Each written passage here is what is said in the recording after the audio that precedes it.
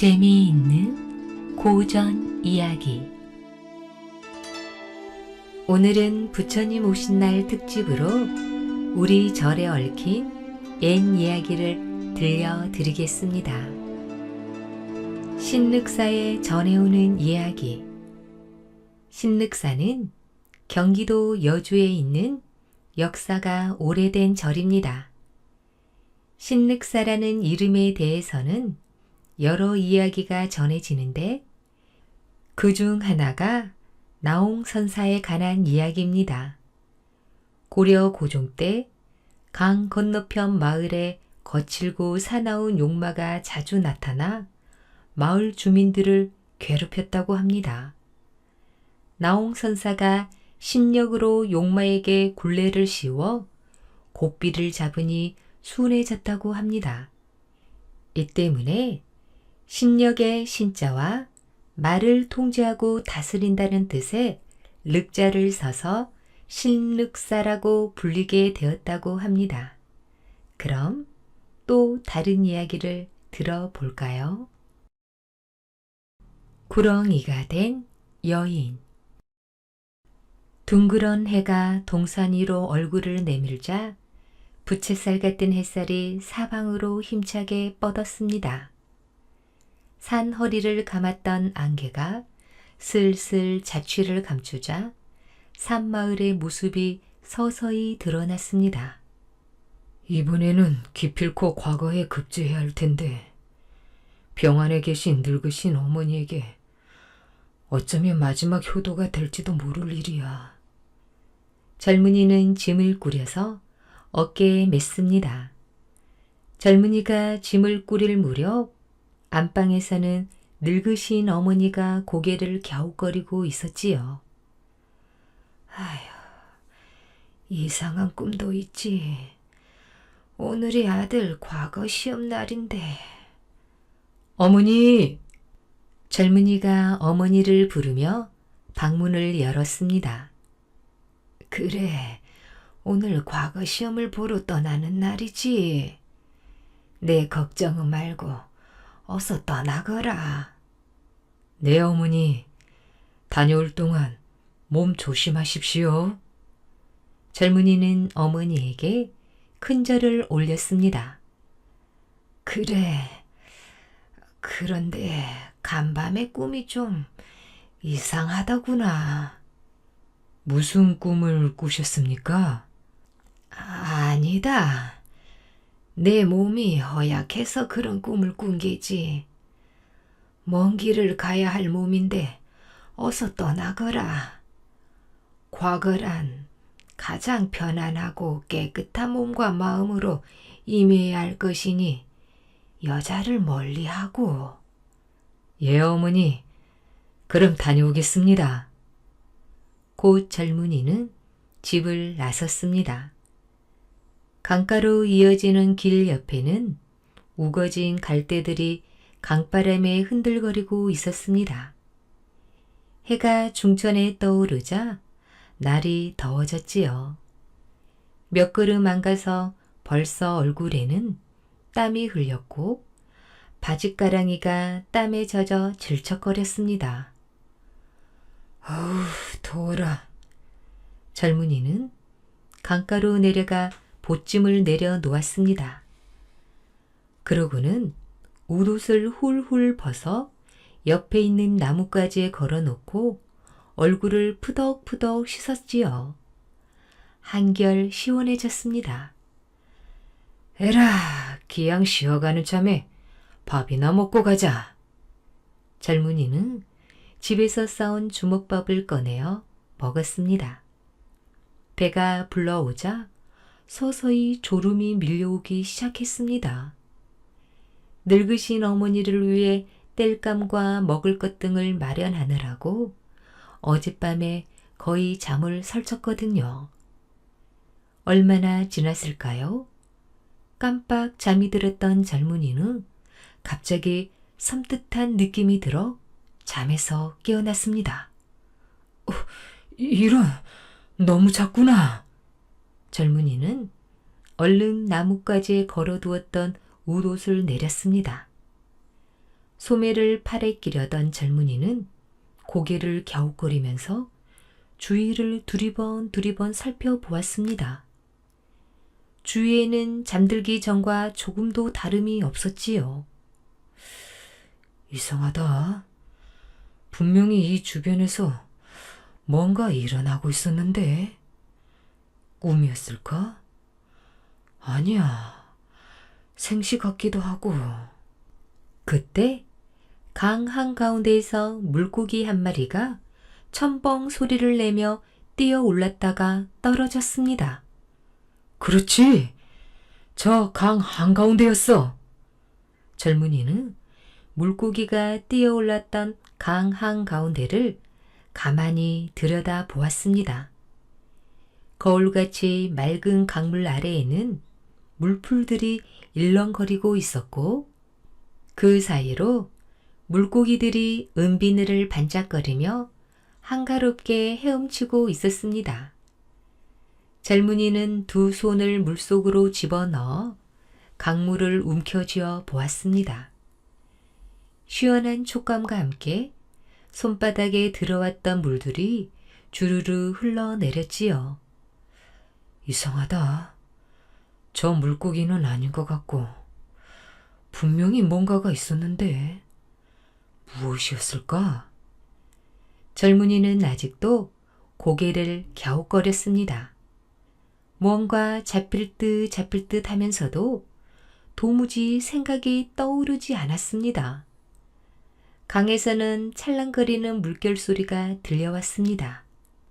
얘야, 과거를 보러 가는 남자란 가장 편안하고 깨끗한 몸과 마음으로 임해야 할 것이니 여자를 멀리하고 혹 과거에 급제하여 벼슬길에 나아가더라도 오만해져서는 안 된다. 특히 여자를 가까이 하지 말아라. 여자란 남자를 몰락하게 만드는 원인이 되느니. 물결이 찰랑거리는 소리는 어머니의 목소리로 바뀌었습니다. 젊은이는 갑자기 자리에서 벌떡 일어났지요. 여자. 젊은이는 이렇게 중얼거리며 보찜을 벗어 놓았던 곳으로 되돌아왔습니다. 머릿속에는 아직도 꿈속의 모습이 떠나지 않았습니다. 이상한 예감이 들었지요. 젊은이는 얼른 보찜 속을 헤쳐보았습니다. 예감은 기분 나쁘게도 들어맞았습니다. 보찜 속에는 커다란 구렁이 한 마리가 또아리를 들고 앉아서 혀를 날름거리고 있었지요. 젊은이는 너무나 깜짝 놀라 뒤로 주춤 물러섰습니다. 아니, 이런! 젊은이는 후들거리는 다리를 진정시킨 다음 돌멩이를 하나 들어 아직도 따리를 틀고 있는 구렁이를 향해 던지려고 어깨까지 치켜들었습니다. 그러자 구렁이는 따리를 스르르 풀더니 재빠르게 갈대숲으로 사라졌습니다. 그랬구나. 저 구렁이가 사공에게 쫓기던 여인이었어. 사공에게 쫓기던. 젊은이는 비로소 꿈속의 일들이 선명하게 떠올랐습니다. 젊은이는 꿈속에서 동승이었습니다. 동승은 강 건너 대장간까지 주지 스님의 심부름을 가기 위해 절에서 나섰지요. 거의 하루 종일 걸어 나루터까지 왔습니다. 나루터에는 시커먼 수염이 턱을 덮은 험상궂게 생긴 사공이 노를 저어 사람들을 건네주고 있었습니다. 아저씨, 저를 저쪽 언덕까지 좀 태워주세요. 뭐야? 강을 건너게 해달라고? 돈은 있겠지? 사공은 말투까지 거칠었습니다. 그럼요. 여기요. 동승은 바람 속에 있던 엽전꾸러미에서 돈을 꺼내어 사공에게 주었습니다. 엽전꾸러미를 본 사공은 눈을 휘둥그레 떴습니다. 아니, 조그만 녀석이 웬 돈을 이렇게 많이 가지고 다녀? 너 혹시 어디에서 훔친 거 아니냐? 사공이 부리부리한 눈을 크게 뜨고 물었지요. 아니요. 이 돈은 보은사를 다시 지을 시주돈이에요. 저희 노수님께서 강 건너에 있는 대장간에 갖다 주라고 해서 가는 길인데요. 틀림없지. 거짓말하면 관가에 잡혀가서 혼이 난다. 그럼요. 제가 왜 거짓말을 해요? 알았다. 태워주마. 어서 타라. 사공은 동승을 배에 올라가게 한 다음에 배를 묶어놓았던 밧줄을 풀어 강 가운데 쪽으로 밀어냈습니다. 그때였습니다. 저쪽에서 허겁지겁 달려오는 여인이 있었습니다. 사공! 같이 가요! 나도 태워줘요! 기다리시오. 이미 배를 띄웠으니 내 저쪽까지 갔다 와서 태워주리라. 사공이 퉁명스럽게 말하면서 노를 젓기 시작했습니다. 아니에요. 지금 저는 건너야 해요. 제발 부탁입니다. 저 좀 태워주세요. 기다리라니까. 여기는 지금 스님이 타고 있어. 스님들은 외간 여자들과는 자리를 같이 하지 않는다는 것을 알고 있지 않소? 사공은 그대로 강 가운데 쪽을 향해 노를 저었습니다. 안 돼. 그러지 말고 돌아와줘요. 흐트러진 머리칼을 쓸어 올릴 생각도 하지 않고 여인은 발을 동동 구르며 손짓했습니다. 뭔가 대단히 급한 모양이요. 배를 돌려서 태워갖고 가시지요. 동승이 보다 못해 사공에게 한마디 했습니다. 에이, 사공은 툴툴거리며 배를 돌렸지요. 스님, 고맙습니다. 배에 오른 여인은 동승을 향해 두 손을 합장하면서 허리를 굽혔습니다. 여기 돈 있어. 설마 이거 안 줄까봐 그냥 가려 했어? 여인이 눈을 살쭉하면서 엽전 몇 개를 사공이 있는 쪽으로 던졌습니다. 사공은 발 밑에 떨어지는 엽전을 보고 눈살을 찌푸리면서 묵묵히 노를 저었습니다. 스님은 어디까지 가세요? 소승은 강 건너 대장간까지 가는 길이지요. 어머나, 스님께서 농사 지을 일도 없을 터인데 뭔가 필요해서 대장간으로 가세요? 이번에 저희 절을 다시 고쳐 지으려고 연장을 맞추러 가는 길이지요. 절을 고쳐 짓는다고요? 그럼 시주도 모으시겠네요? 어느 절인가요? 저희 절은 보은사랍니다. 어머, 그렇군요. 저희 집도 강 건너에 있습니다. 저도 시주를 좀 하고 싶어요. 좀 번거롭지만 저희 집까지 가주시겠어요? 고맙습니다. 그러지요. 그때였습니다. 요사스러운 거 할 짓이 없어. 어린 스님을 꾀하려고 하느냐? 잠자코 노를 젓고 있던 사공이 들고 있던 노를 높이 들어 여인의 어깨를 후려쳤습니다. 남이야, 어린 종을 깨든지 나이 많은 호라비를 깨든지 내가 무슨 상관이냐? 에이, 속상해. 뭐야? 사공이 다시 들고 있던 노를 어깨 위에까지 들러 메었습니다. 그러자 여인은 노를 피해 물속으로 풍덩 뛰어들었지요. 아니! 동승이 눈을 동그랗게 뜨고 물속에 뛰어든 여인을 보고 있는 사이 여인은 커다란 구렁이로 변하더니 어디론가 사라졌습니다. 그 순간 젊은이는 깜짝 놀라 꿈에서 깨어났던 것입니다. 이거 여기에서 너무 지체했군. 젊은이는 보찜을 메고 부지런히 발걸음을 재촉했지요. 해가 서산으로 뉘엿뉘엿 기울고 강가에는 고운 노을이 졌습니다. 바람 따라 잔잔하게 흔들리는 물결에 햇살이 스며들자 강물은 황금빛으로 물들었지요. 그러나 그것도 잠깐 땅거미가 지면서 황금빛으로 곱게 물들었던 강물은 금방 검고 칙칙하게 변해버렸습니다. 한참을 걷다 보니 나루터가 나타나고 나루터에는 늙은 사공이 혼자 앉아 꾸벅꾸벅 졸고 있었습니다. 노인장, 너무 늦게 와서 미안합니다. 미안하지만 저쪽까지 좀 데워다 주시겠소?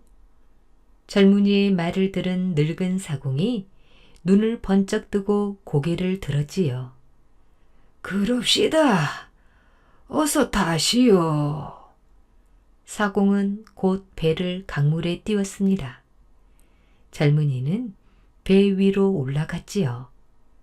사공이 노젓는 소리와 뱃머리에 강물이 부딪히는 소리가 함께 어울러져 주변의 고요를 깨며 배는 강 한가운데로 미끄러져 갔습니다. 그런데 이 늦은 시각에 어디를 가려고 이 배를 탔소? 사공이 물었지요.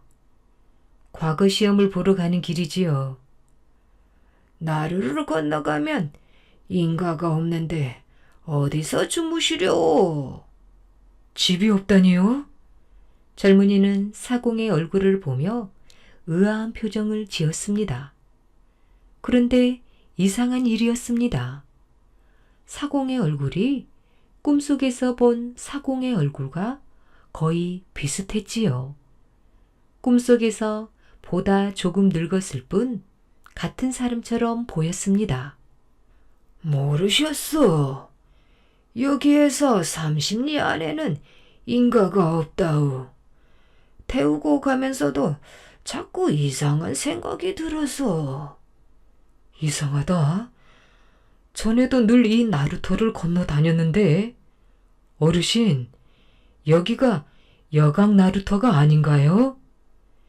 여강 나루터 맞소. 그럼 분명히 강 건너에 인가들이 있었잖습니까? 젊은이는 길을 잘못 들었어. 아침에 집에서 나설 때부터. 이야기를 하면서도 사공은 계속 노를 저어 나갔습니다. 길을 잘못 들었다니요? 젊은이는 온몸에 소름이 오싹끼치는 것을 느꼈습니다. 낮에 구렁이를 만났지. 그놈이 젊은이를 저승길로 끌고 가려고 나타났던 놈이었어. 이 길 건너면 보은사에 닿을 수 있지만 그놈에게 혹시 물리기라도 했다면 그 길로 젊은이는 아마 이승에서 마지막이었어. 그럴 수가. 내 기왕에 꺼낸 이야기 하나만 더 하리다. 젊은이가 그토록 위하던 어머니는 젊은이가 집 떠나면서 세상을 떠났소. 그래서 보은사 나찰이 되었는데 절이 너무 낡고 허물어져 거처할 곳이 없었다오. 나찰이란 불교의 수호신을 말합니다. 그래서 하는 수 없이 절 아래에 있는 동굴 속으로 들어가게 되었지. 그 동굴의 원래 주인은 백사냐라는 구렁이였소. 그 구렁이가 젊은이 어머니에게 동굴을 빼앗긴 원한으로 젊은이를 해치려고 나타났던 거라오. 그런데 젊은이가 꿈을 꾸고 나서 보찜을 헤쳐보는 바람에 실패했지. 그럼 꿈속에서 동승은 누구였습니까? 당신 전생의 모습이었소. 당신은 전생에 보은사 스님이었는데 보은사를 고쳐 지으려 했으나 끝내 뜻을 이루지 못하고 말았소. 오늘 당신에게 이런 일이 있었던 것은 보은사 부처님의 계시가 아닌가 싶소. 배는 어둠을 뚫고 강 건너편 기슭에 닿았습니다. 젊은이가 땅에 내려서는 순간 배와 사공은 흔적도 없이 사라졌습니다. 젊은이는 별빛을 받으면서 부지런히 걸었지요. 한참 후 젊은이 눈앞에 어둠 속에 우뚝 서 있는 낡은 보은사의 모습이 나타났습니다. 젊은이는 절 안으로 들어갔습니다. 그리고 부처님 앞에서 어머니 제사를 정성껏 지냈지요. 그 후 젊은이는 과거 시험에 당당히 장원급제하였습니다. 부처님, 감사합니다. 이 모든 것이 부처님의 보살핌 덕택입니다. 마침내 젊은이는 여주 고을의 온님이 되었습니다. 온님이 된 젊은이가 제일 먼저 한 일은 보은사를 다시 고쳐 짓는 일이었지요. 젊은이는 보은사의 이름을 부처님의 보살핌과 신통력으로 지어진 절이라고 해서 신륵사라고 고쳤답니다. 나찰이 된 젊은이의 어머니는 지금도 굽이굽이 흘러가는 강물을 굽어보면서 신륵사를 지키고 있다고 합니다. 강가 쪽 안반 위에 벽돌로 쌓은 다층 전탑이 있어서 벽절이라고도 불렀습니다.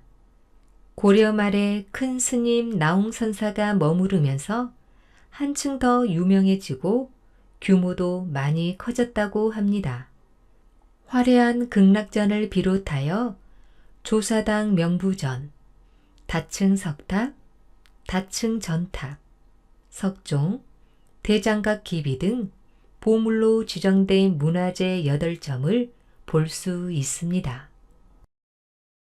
보문사에 전해오는 이야기. 강화도에서 배를 타고 10분쯤 들어가면 성모도라는 섬이 있습니다. 이 섬 낙가산 기슭에 보문사라는 절이 있지요. 보문사는 서해 바다를 책임지는 관세음 보살이 기도하는 절이라고 합니다. 이 절은 635년 선덕요왕 때 회정대사가 지었다고 전해지는데 어부들이 바다에서 건져 올린 돌부처를 낙가산 천영 석굴에 보관하면서 절을 세웠다는 이야기와 절을 지은 후 돌부처를 바다에서 건져 올렸다는 두 가지 이야기가 전해지고 있습니다. 돌부처를 만든 돌이 우리나라의 돌이 아니라 인도의 돌이라고 하여 신비감을 더해주고 있습니다. 불씨를 얻어온 돌부처님. 옛날 마음씨 착한 어부가 구성진 가락을 흥얼거리면서 배를 몰았습니다. 바다에는 수없이 많은 골짜기와 봉우리들이 만들어지면서 물결이 출렁거렸지요. 오늘은 여기에서 그물을 던져볼까? 어부는 평소에 고기가 많이 잡히는 곳에서 배를 멈추고 그물을 던졌습니다. 그물이 떨어지는 곳에서 첨벙 소리가 나며 흰 물결이 일었지요. 그물이 바닷속으로 사라지자 어부는 솜구름이 둥실둥실 떠있는 하늘을 쳐다보면서 담배를 꺼내 입에 물었습니다. 잠시 후였습니다. 자, 이제 슬슬 건져볼까?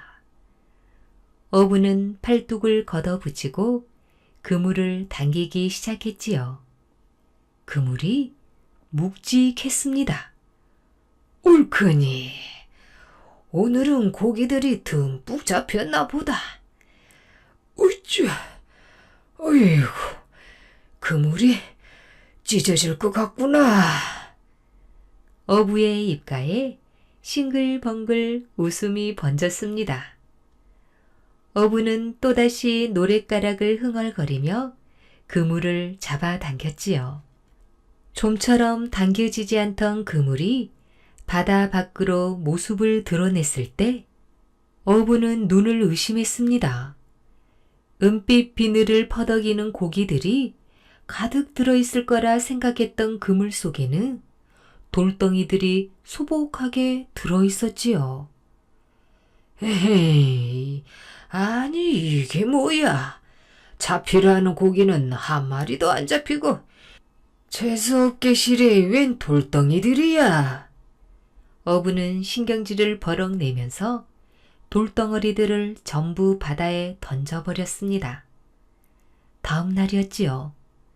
어부는 그물을 손질해 배에 싣고 다시 바다로 나갔습니다.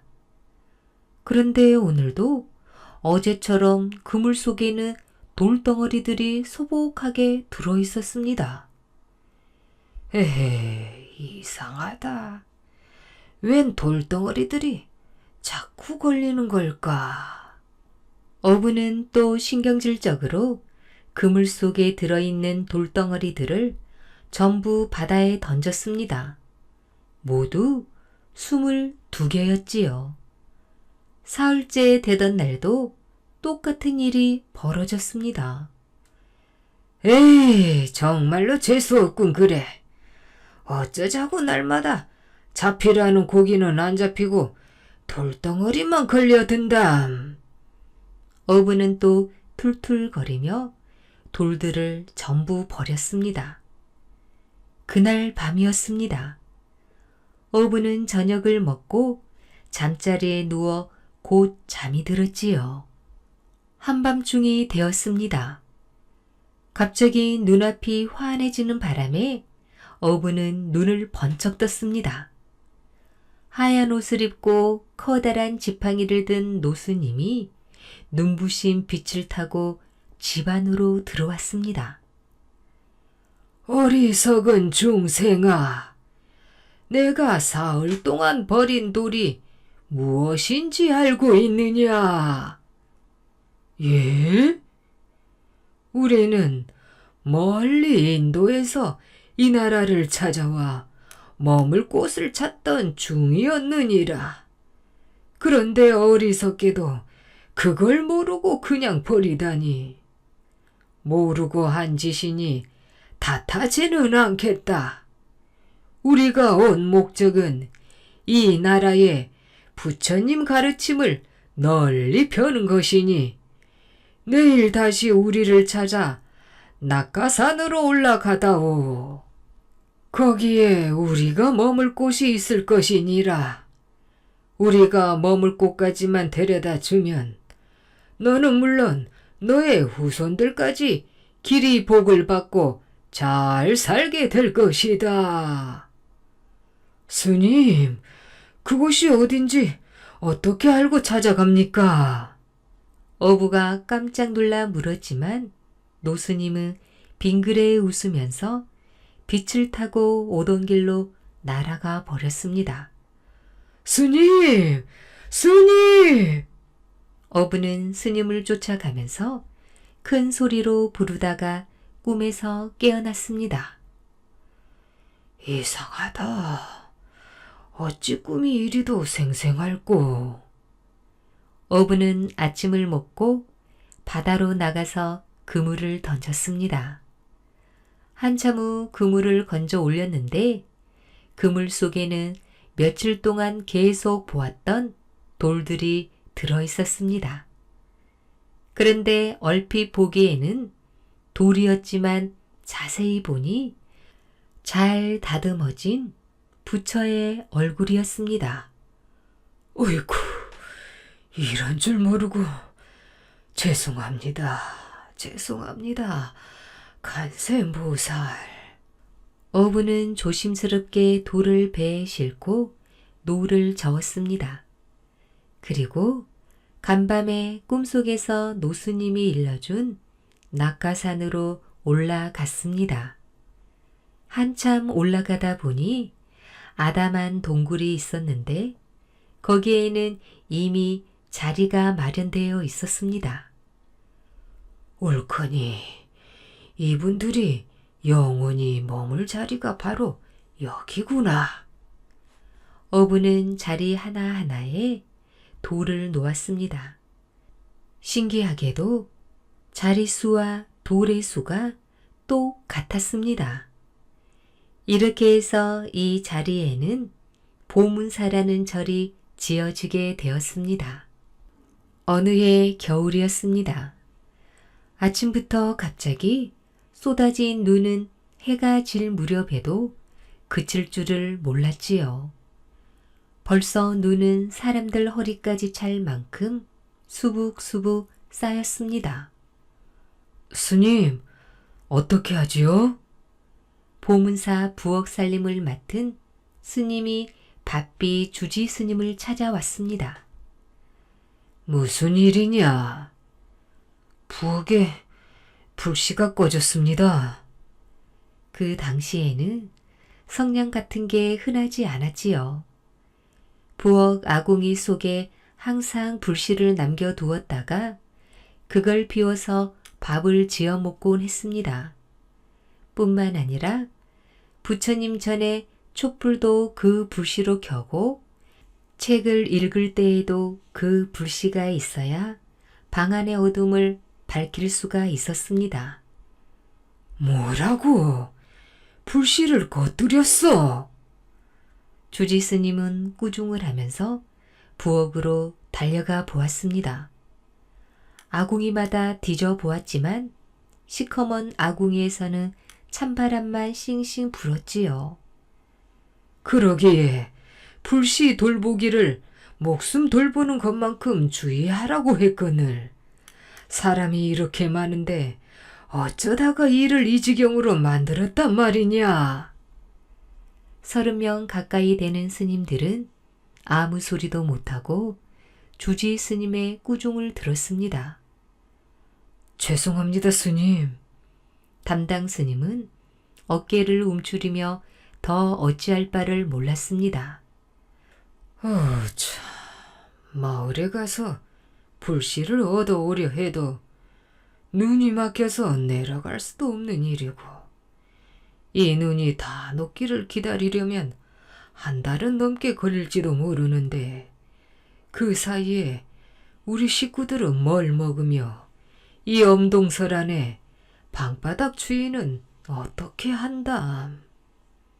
주지 스님이 한숨을 푹 쉬면서 걱정했습니다. 불씨를 꺼뜨린다는 것은 생사가 걸린 큰 문제였습니다. 그날 밤이었지요. 스님! 스님! 이상한 일이 생겼습니다!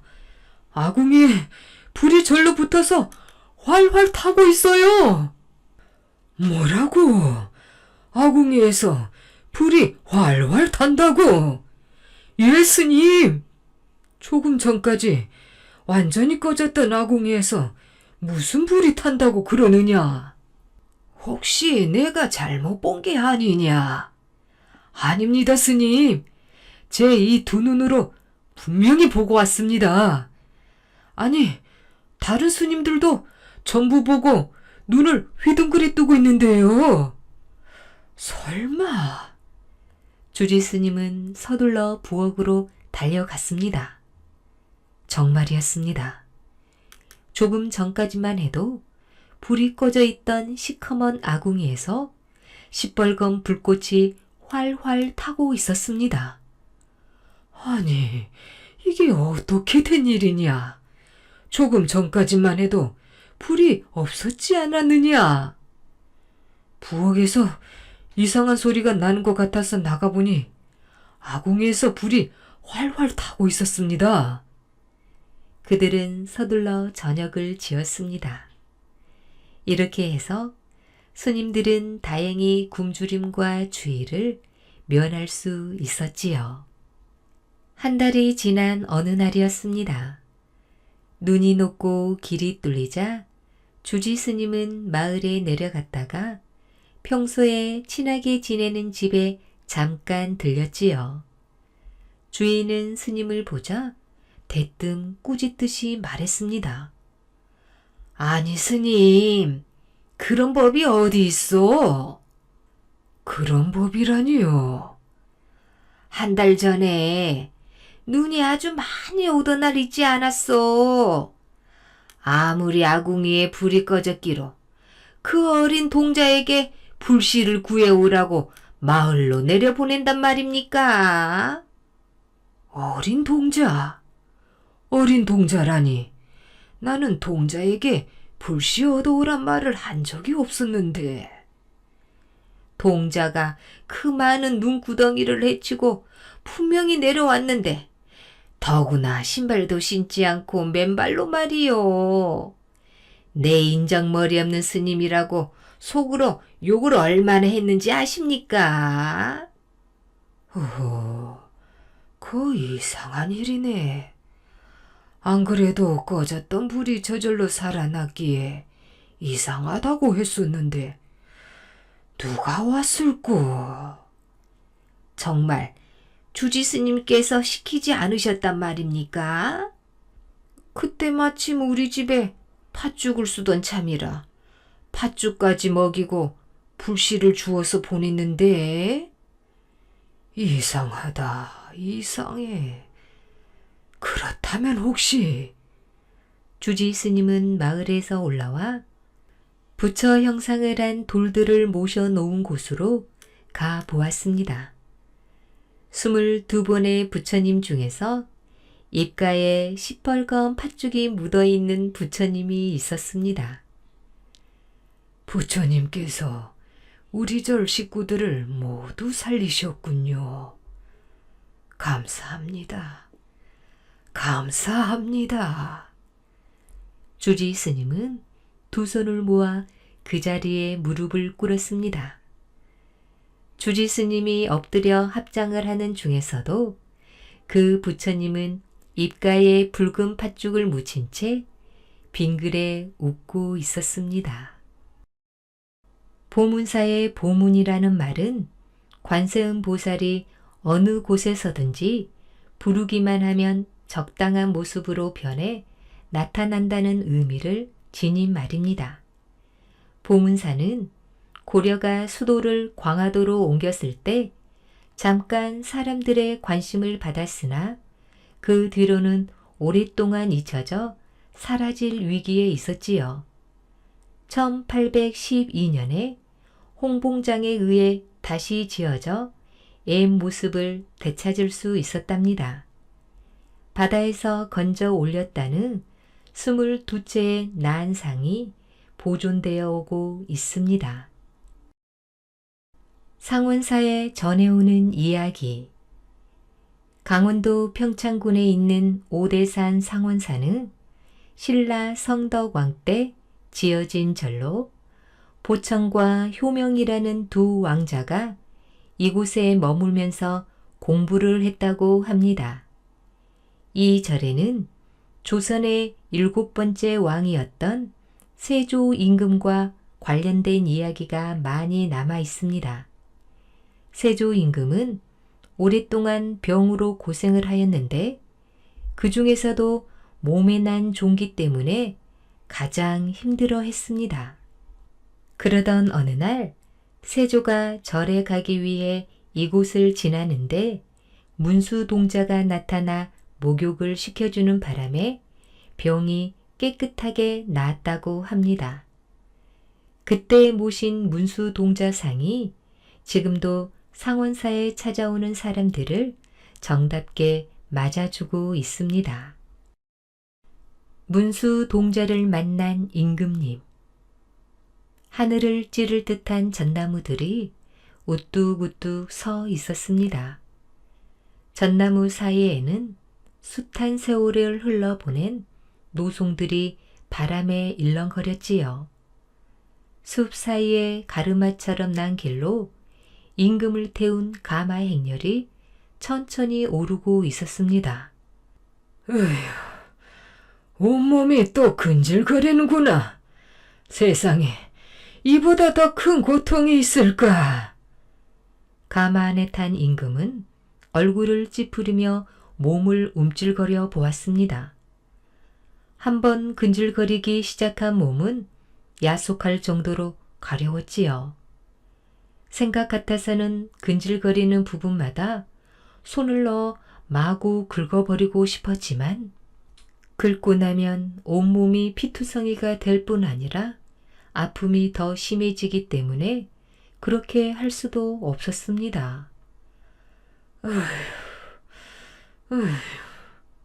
임금은 얼굴을 찌푸리며 또 한 번 몸을 움찔했습니다. 온몸에서는 땀이 바작바작 흘렀지요.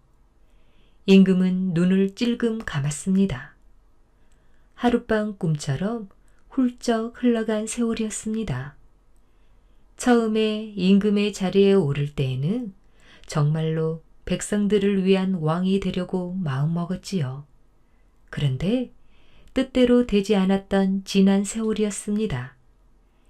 임금이 되자마자 동생 안평대군을 죽여야 했고 사육신 사건을 겪으면서 숱한 젊은 인재들을 죽여야 했습니다. 사육신이란 단종의 보위를 꾀하려다가 죽음을 당한 여서 신하입니다. 조카 단종을 영홀로 귀양 보내고 끝내 사약을 내려야 했던 일도 큰 고통으로 남았습니다. 내가 내 아들을 비참하게 죽였으니 내가 너를 죽여버리겠다. 어느 날 밤 꿈속에 단종의 어머니가 나타나 자신을 향해 침을 탁 뱉은 적이 있었습니다. 깜짝 놀라 꿈에서 깨었지만 다음 날부터 단종의 어머니가 뱉은 침이 튄 곳마다 종기가 나기 시작했습니다. 아무리 좋다는 약을 써도 낫지 않아 지금까지 고통받고 있었지요. 임금은 명주수건을 꺼내어 얼굴에 흐르는 땀을 꾹꾹 찍어냈습니다. 그래도 더위와 고통은 쉽게 가시지 않았습니다. 좀 쉬었다 가자. 임금은 너무 고통스러워 짜증 섞인 목소리로 명령했지요. 가마가 멈춰서고 임금은 서둘러 가마에서 내렸습니다. 길 아래로 깊은 계곡이 있었고 계곡을 따라 맑은 물이 흐르고 있었지요. 저렇게 맑은 물도 있었던가. 보기만 해도 시원하구나. 임금은 길 옆으로 흐르는 물을 보면서 숨을 크게 들이마셨습니다. 파란 하늘과 시퍼런 숲을 담고 있었기 때문에 물 빛깔도 시퍼랬습니다. 임금은 자리에 서서 가만히 흐르는 물을 지켜보았습니다. 물은 볼수록 신비했지요. 경사가 급한 바위를 따라 흐를 때에는 급하게 쪼르르 미끄러지다가 절벽에서는 폭포가 되어 떨어졌습니다. 웅덩이에서는 허연 물거품으로 솟구쳐 올랐다가 바위 틈을 비집고 아래로 흘러내려갔지요. 아무도 따라오지 마라.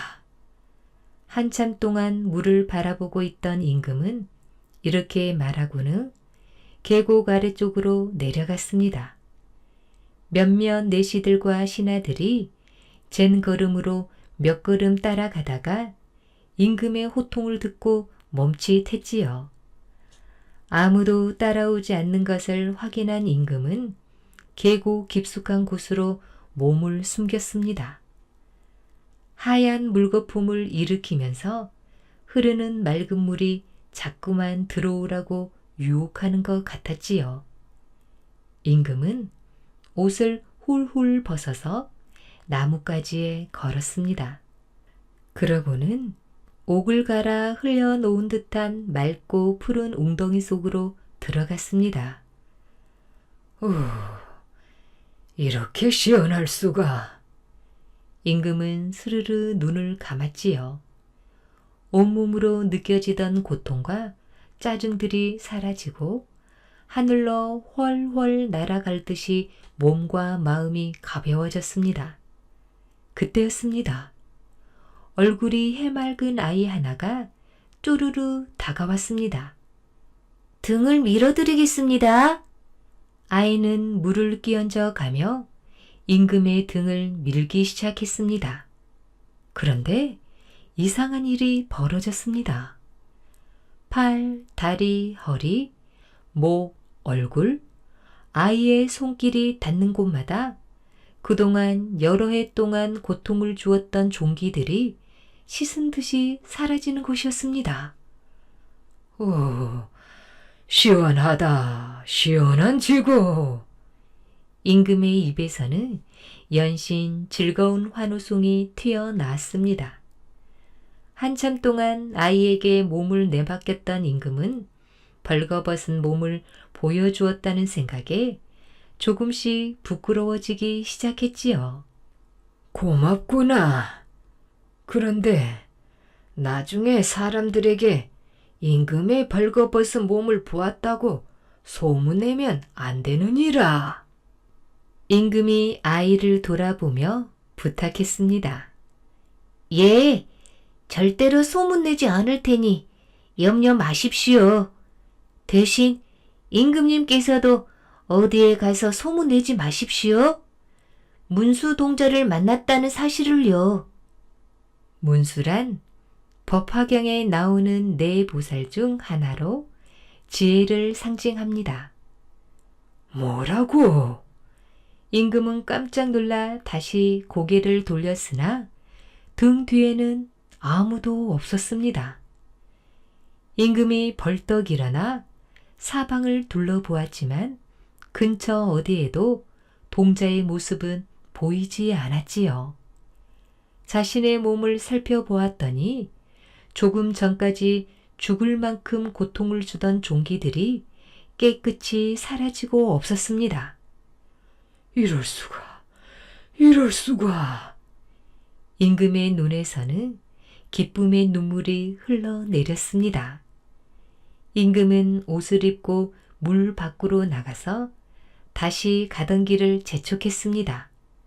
드디어 목적지인 상원사에 도착했지요. 문수 동자상을 조성하여 모시고 싶소. 예불과 기도가 끝난 후 임금은 주지 스님께 뜻을 밝혔습니다. 마마, 뜻이 그렇다면 저희 절로서는 영광스럽기 그지없습니다. 기꺼이 받들어 모셔야지요. 대궐로 돌아온 임금은 즉시 전국에서 유명한 조각가들을 불러 계곡에서 만났던 문수 동자상을 조성하라고 명령을 내렸습니다. 그러나 인류라고 뽑혀온 조각가들이 조성한 문수 동자상은 임금의 마음에 들지 않았습니다. 아니야, 아니야. 이런 모습이 아니었어. 임금은 그때마다 모습을 다시 설명하고 새로 만들라고 명령을 내렸습니다. 그러나 조각가들이 아무리 최선을 다해 만들어도 임금이 보았던 모습이 아니었습니다.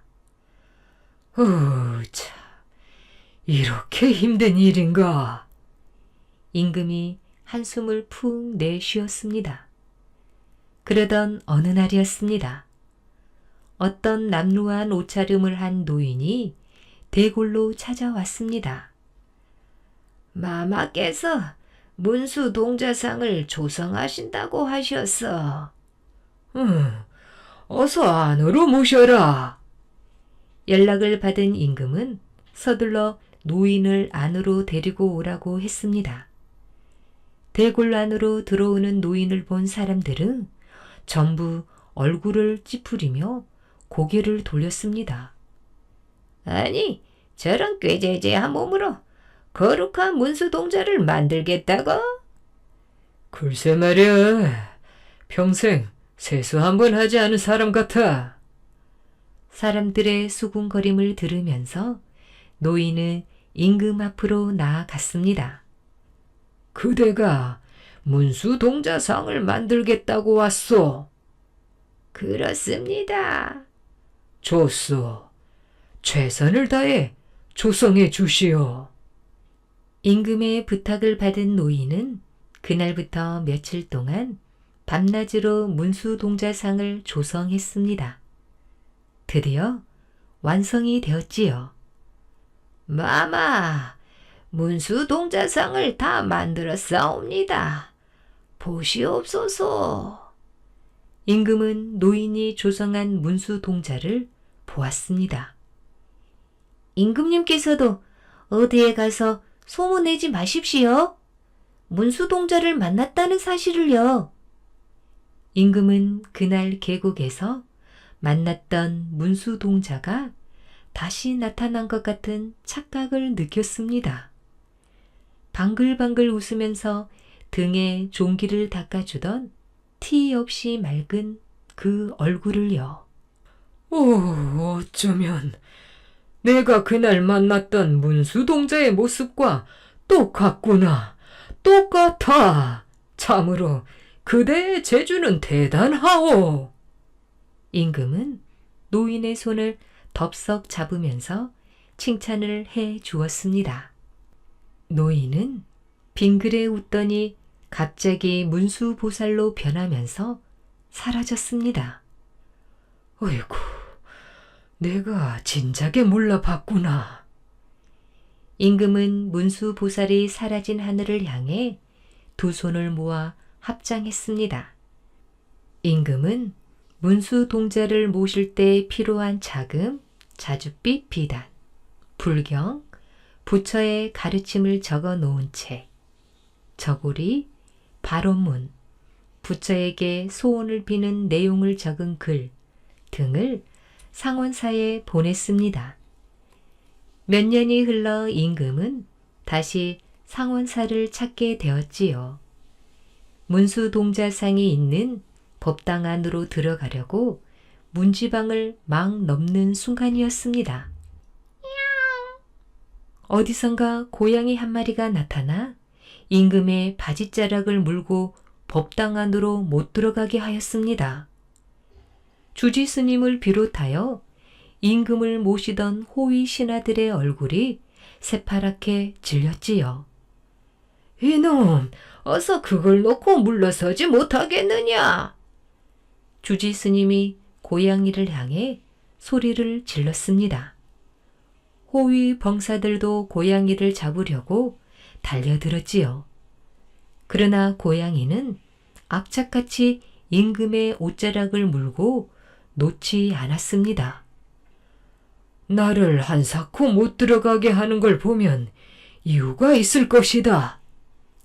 잠시 후 불상 뒤에 숨어있던 자객이 잡혀 나왔지요. 임금에게 목숨을 잃은 가족의 원수를 갚으려고 몰래 숨어들었던 자객이었습니다. 그대가 내 목숨을 구했구나.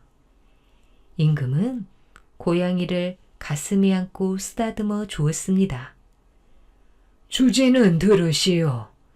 내 특별히 농과 밭을 낼 테이니 이 고양이가 먹고 사는데 어려움이 없도록 하시오. 또한 고양이 모습을 돌로 깎아서 이 절 입구에 세워놓고 오늘을 기념하도록 하시오. 고양이 때문에 무사하게 된 임금은 예정대로 애불과 기도를 마치고 수행했던 신하들과 스님들과 같이 밥을 먹게 되었습니다. 한참 동안 식사를 하는 도중에 한쪽 구석에 앉았던 동자승이 임금 앞으로 다가왔지요. 이 처사, 공양 많이 드시게. 동자승이 임금 앞에 앉으면서 이렇게 말했습니다. 주지 스님을 비롯한 주위에 있던 사람들은 또 한번 새파랗게 질렸습니다. 임금에게 처사라고 부르면서 반말을 하다니요. 처사란 절에 다니는 남자 신자를 일컫는 말입니다. 눈앞에서는 금방이라도 상이 엎질러지고 임금의 성난 목소리가 절 안을 쩌렁쩌렁 울릴 것 같았습니다. 동자님도 많이 드십시오. 임금의 입에서는 전혀 뜻밖의 말이 튀어나왔습니다. 사람들이 믿어지지 않는다는 얼굴빛으로 임금과 동자승을 번갈아 바라보았습니다. 동자님, 한 가지 궁금한 게 있소이다. 무엇이요? 동자승의 말은 여전히 무엄하기 짝이 없었습니다. 어째서 나같이 죄 많은 사람을 2번씩이나 구해 주셨을까요? 불법 때문이지요. 조선이 건국되면서 불교를 억압하려고 곳곳에서 난리인데 임금님께서는 불경을 간행하고 부처님의 법을 널리 펴기 위해 많은 업적을 쌓고 있었거든요. 임금님은 말없이 고개를 끄덕이고는 자기가 차고 있던 허리띠를 풀어서 동자승의 허리에 메어 주었습니다. 감사합니다. 동자승은 두 손을 합장하여 고개를 숙이는가 했더니 구름을 잡아타고 두둥실 날아갔습니다. 눈 깜짝할 사이에 일어난 일이었습니다. 사람들이 문을 열고 밖으로 나갔을 때는 이미 모습이 완전히 사라지고 파란 하늘에는 흰 구름만 떠 있었습니다. 상원사는 신라 성덕왕 24년에 만든 우리나라에서 가장 오래된 동종이 보존되어 있습니다. 또한 세조가 직접 보았다는 문수동자의 모습을 조각한 문수동자상, 낡은 상원사를 새로 짓기 위해 세조가 쓴 친필 어첩인 중창권 선문이 보존되어 있습니다. 부석사에 전해오는 이야기. 경상북도 영주에 있는 부석사는 우리나라에서 가장 아름다운 절 중에 하나입니다. 이곳에는 당나라에서 유학 중이던 의상대사를 사랑했던 여인 선묘가 용으로 변해 날아왔다는 전설이 전해집니다. 용은 의상대사가 절을 짓지 못하게 방해하는 무리들을 큰 바위로 위협해 물리쳤다고 합니다.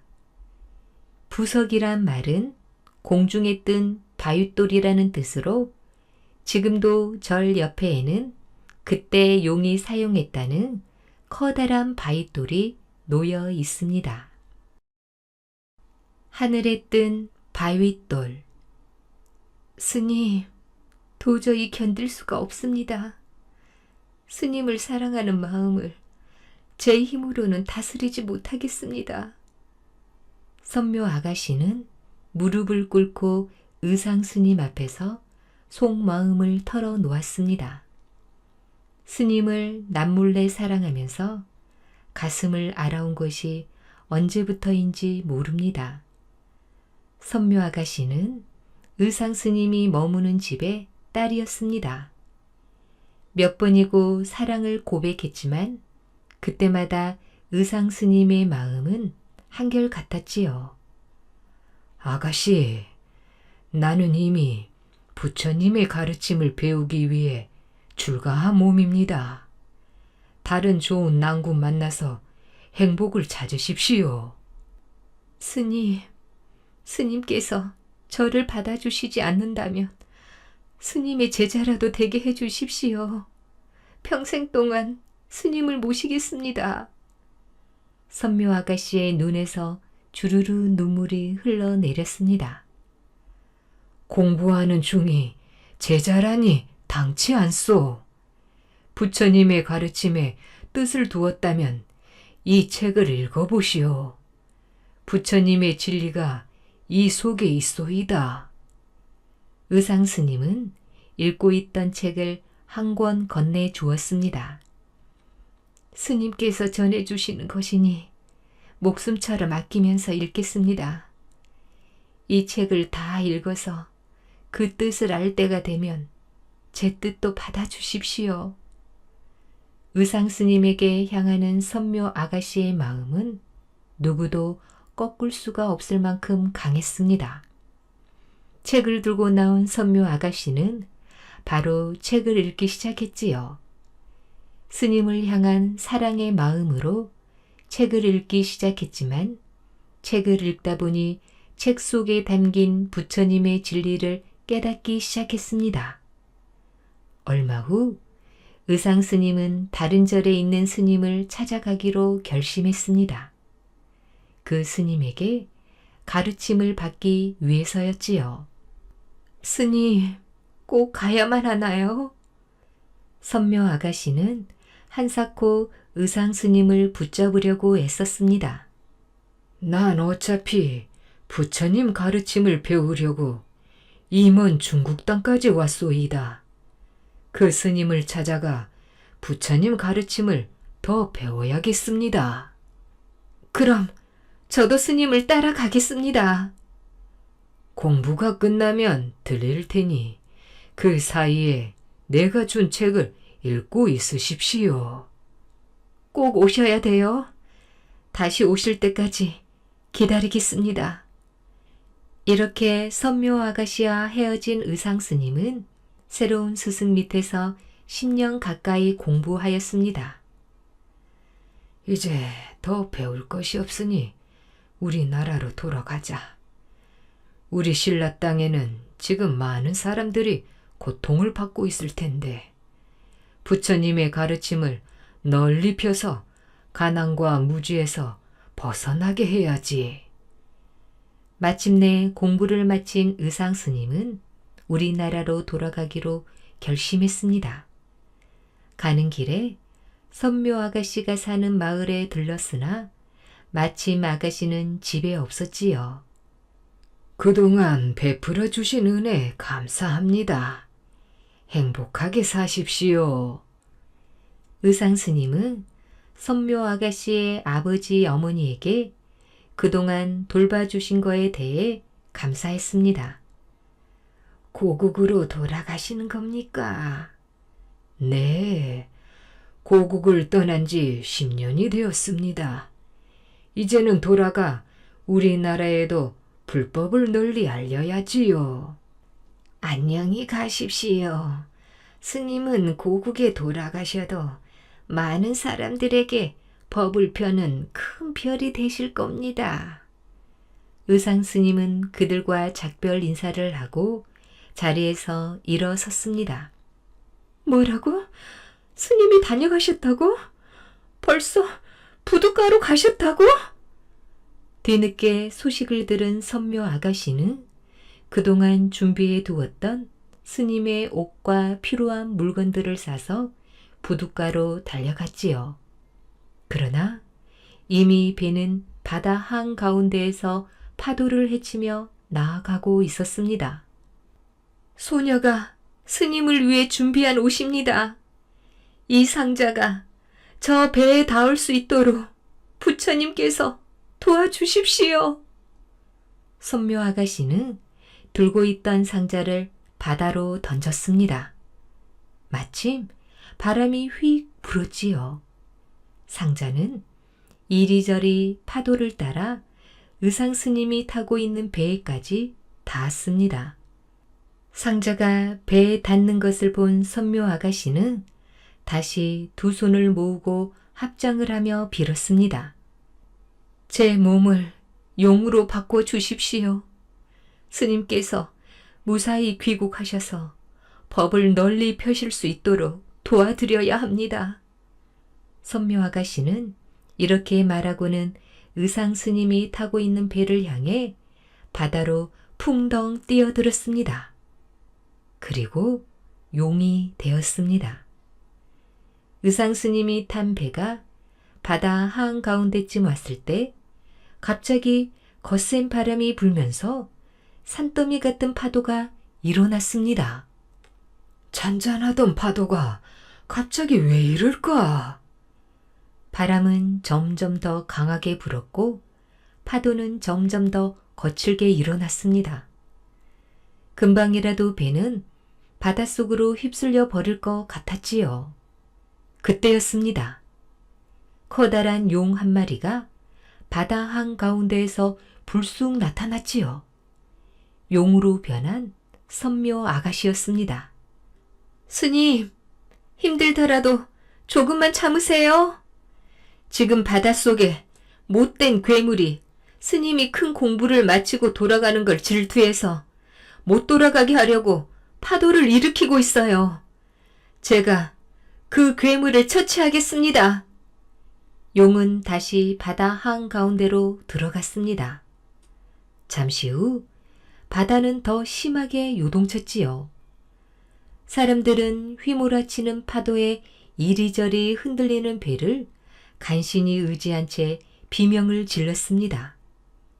얼마 동안 계속 들끓던 바다가 잠잠해지면서 용이 다시 불쑥 나타났습니다. 스님, 괴물을 없앴습니다. 이제 걱정하지 마시고 돌아가십시오. 고맙네. 스님은 선묘 아가씨를 향해 두 손을 모아 합장했습니다. 의상 스님은 무사히 귀국했지요. 고국에 돌아온 스님은 전국을 두루 다니면서 절도 짓고 부처님의 가르침을 폈습니다. 이젠 한 곳에 정착하자. 전쟁의 위험이 없고 방해꾼들이 침입하지 않을 곳을 찾아서 절을 짓고 부처님의 가르침을 사람들에게 알리자. 의상 스님은 절을 세우기 좋은 곳을 찾기 위해 다시 전국을 찾아 다녔습니다. 그러다가 마침내 찾아낸 곳이 태백산맥 끝자락에 위치한 봉황산 산기슭이었습니다.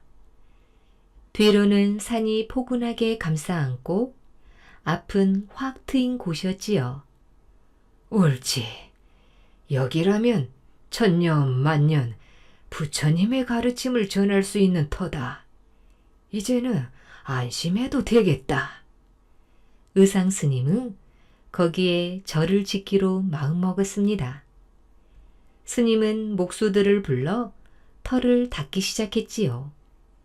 그런데 방해꾼들이 찾아왔습니다. 여기는 우리가 먼저 터를 잡은 곳이다. 다른 곳으로 물러나라. 방해꾼들은 스님에게 큰 소리로 겁을 주었습니다. 그러나 스님도 물러서지 않았지요. 이 땅이 아니면 안 된다. 반드시 여기에다 절을 지어야만 한다. 스님은 터를 닦고 기둥을 세웠습니다. 그러면 방해꾼들이 나타나 부셔놓았지요. 이런 일이 며칠 동안 계속되었습니다. 그러던 어느 날 의상 스님의 꿈에 선묘 아가씨가 나타났습니다. 스님, 선묘이옵니다. 제가 내일 낮에는 그 무리들을 혼내줄 테이니 스님께서는 염려 마시고 이 땅에 절을 세우십시오. 꿈에 구름을 타고 나타난 선묘 아가씨는 이런 말을 하고 다시 구름을 타고 사라졌습니다. 다음 날이었습니다. 터를 닦아놓고 세워놓은 기둥을 부수기 위해 방해꾼들이 또 나타났지요. 그들이 세워놓은 기둥에 손을 막 대는 순간 하늘에서 벼락치는 듯한 소리가 들려왔습니다. 네, 이놈들! 아무리 무식하기로 큰 어른이 하시겠다는 뜻을 모르고 감히 이런 짓을 하다니 내 용서치 않으리라! 용은 이렇게 소리치면서 옆에 있는 집채만한 바윗돌을 번쩍 들어 올렸습니다. 당장에 물러나지 않으면 이 바윗돌을 너희들 머리 위에 그냥 던져버릴 테다. 어떻게 하겠느냐? 물러나지 않겠느냐? 용은 바윗돌을 들고 그들의 머리 위를 빙빙 돌면서 금방이라도 던져버릴 듯이 소리쳤습니다. 우르르르 쾅쾅 벼락과 천둥 소리를 내면서 바위가 빙글빙글 돌자 해방꾼들은 겁을 먹고 허둥지둥 도망갔습니다. 스님, 안심하고 저를 지으십시오. 용은 바윗돌을 공사장 뒤쪽에 내려놓고 사라졌습니다. 다음 날 아침 방해꾼 무리들은 혹시나 하고 절 짓는 공사장으로 살금살금 찾아 들었습니다. 이놈들! 아직 정신을 못 차렸구나. 용은 어제 들었던 바위를 다시 공중으로 번쩍 쳐들고 그들의 머리 위에서 빙빙 돌았습니다. 사흘째 되던 날도 방해꾼들은 나타났다가 용의 호통을 듣고 달아났지요. 스님, 더 이상 아무도 스님이 하시는 일을 방해하지 않을 것입니다. 이제 소녀는 법당 주춧돌 아래로 들어가 이 절을 보호하겠습니다. 절을 묻은 후 그 위에 법당을 세워 주십시오. 용은 들고 있던 바윗돌을 내려놓고 법당터 쪽으로 뛰어내렸습니다. 쿵! 요란한 소리와 함께 땅바닥에는 거대한 웅덩이가 패였습니다. 떨어진 용은 그 자리에서 커다란 바위로 변했지요. 나무 아미타불 관세음보살. 의상스님은 웅덩이 앞에 자리를 마련하고 목탁을 들었습니다. 의상스님의 연불과 기도가 계속되는 동안 공사장 인부들은 돌로 변해 누워있는 용 위로 한 삽 한 삽 흙을 덮기 시작했습니다. 부석사 무량수전 아래에 묻혀있는 성룡은 절의 수호신으로 여겨져 왔습니다. 아미탈의 불상 아래쪽에 용의 머리가 묻혀있고 절 마당 석등 아래쪽에는 꼬리가 묻혀있다고 합니다.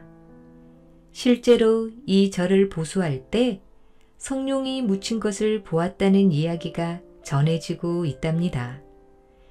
전국 곳곳을 다니며 절을 지었던 의상대사는 부석사를 짓고 난 뒤 죽을 때까지 이곳에 머물렀다고 합니다. 오늘 준비한 이야기는 여기까지입니다. 더 재미있는 이야기로 다시 만나겠습니다. 꿀잠 주무세요.